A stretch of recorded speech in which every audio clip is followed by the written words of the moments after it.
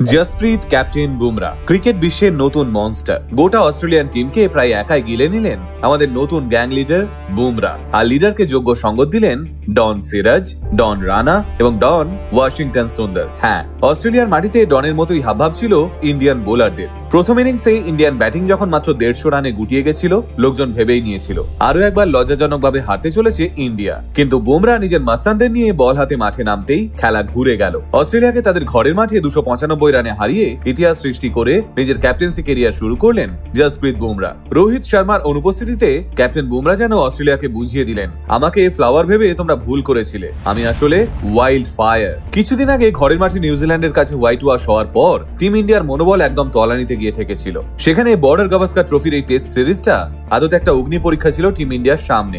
এই পরিস্থিতিতে রোহিত শর্মা, শুভমান গিল, মোহাম্মদ শামির মতো অভিজ্ঞ প্লেয়ারদের ছাড়াই প্রথম টেস্ট খেলতে নেমেছিল ইন্ডিয়া। এমন অবস্থায় টসে জিতে বুমরা যখন বললেন আমরা প্রথমে ব্যাট করব, তখন সকলের চোখ কপালে উঠে গেছিল। আর সকলে যেটা সন্দেহ করেছিল সেটাই হলো। মাত্র 150 রানে অল আউট হয়ে ডাগ আউটে ফিরে গেছিল ইন্ডিয়ান টিম। কমেন্ট্রি বক্সে সবাই বলাবলি করতে আরম্ভ করলো, এই নড়বড়ে টিম নিয়ে কেউ অস্ট্রেলিয়ার মাটিতে প্রথম ব্যাটিং করে নাকি? এটাই বোধহয় বুমরার সব থেকে বড় ভুল হলো। কিন্তু ক্যাপ্টেন বুমরার মাথায় ততক্ষণে সমস্ত হিসেব কষা হয়ে গেছে। তাই বল হাতে নেমেই তিনি শুরু করে দিলেন নিজের তাণ্ডব। 18 ওভার হাত ঘুরিয়ে মাত্র 30 রান দিয়ে তিনি গিলে নিলেন 5 জন অস্ট্রেলিয়ানকে। আর অন্য প্রান্ত থেকে তিনি সিরাজ এবং রানাকে লেলিয়ে দিলেন বাকি 5 জনকে গিলে নেওয়ার জন্য। ফলে মাত্র 104 রানেই গুটিয়ে গেল অস্ট্রেলিয়ান ইনিংস। এর পরবর্তী কাজটা করলেন KL রাহুল এবং যশস্বী জয়সওয়াল মিলে। একটা উইকেট না হারিয়ে তারা দুজনে মিলে 200 রানের পার্টনারশিপ গড়ে ফেললেন। এরপর রাহুলের উইকেট পতন হতেই হাল ধরলেন কোহলি। নিজের 30তম টেস্ট সেঞ্চুরিটা সেরে অস্ট্রেলিয়ার সামনে 534 রানের টার্গেট সেট করে কোহলি এক প্রকার অস্ট্রেলিয়ানদের কফিন রেডি করে গেছিলেন। এবার সেই কফিনে পেরেক পোঁতার জন্য আরো একবার নিজের পেস গ্যাংকে নিয়ে মাঠে নামলেন ক্যাপ্টেন বুমরা। আর নেমেই তৃতীয় দিনের শেষে মাত্র 12 রানে 3 জন অস্ট্রেলিয়ানকে গিলে নিলেন বুমরা এবং সিরাজ মিলে। চতুর্থ দিনের শুরুতে প্রথম শিকারটা করলেন সিরাজ। তারপর স্মিথকে ডাগ আউটে ফিরিয়ে ইন্ডিয়ান টিম যখন জয়ের স্বপ্ন দেখা শুরু করেছে, ঠিক তখনই আবার রুখে দাঁড়ালেন ট্রাভিস হেড। মিচ মার্শ আর হেডের জুটি যখন ক্রমশ ভয়ঙ্কর হতে শুরু করেছে, তখনই বল হাতে ফেরত এলেন ক্যাপ্টেন বুমরা। আর নিখুঁত ফাঁদ পেতে তিনি গিলে নিলেন 89 রানে পৌঁছে যাওয়া হেডকে।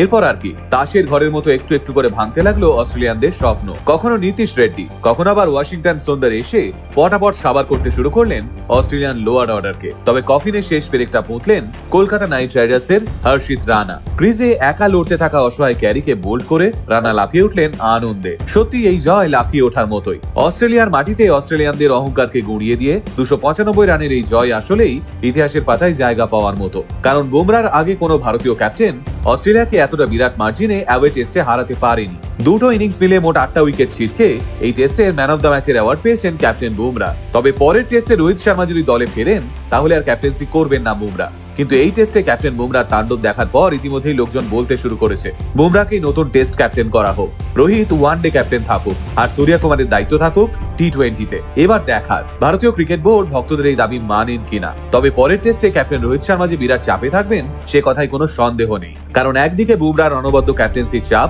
আর অন্যদিকে আঘাত পাওয়া বাঘের মতো অস্ট্রেলিয়ানদের চাপ। এবার দেখার এই পাহাড় প্রমাণ চাপ সামলে রোহিত শর্মা কিভাবে অ্যাডিলেড শাসন করেন। আপনাদেরকে মতামত এই বিষয়ে কমেন্টে জানাতে ভুলবেন না কিন্তু।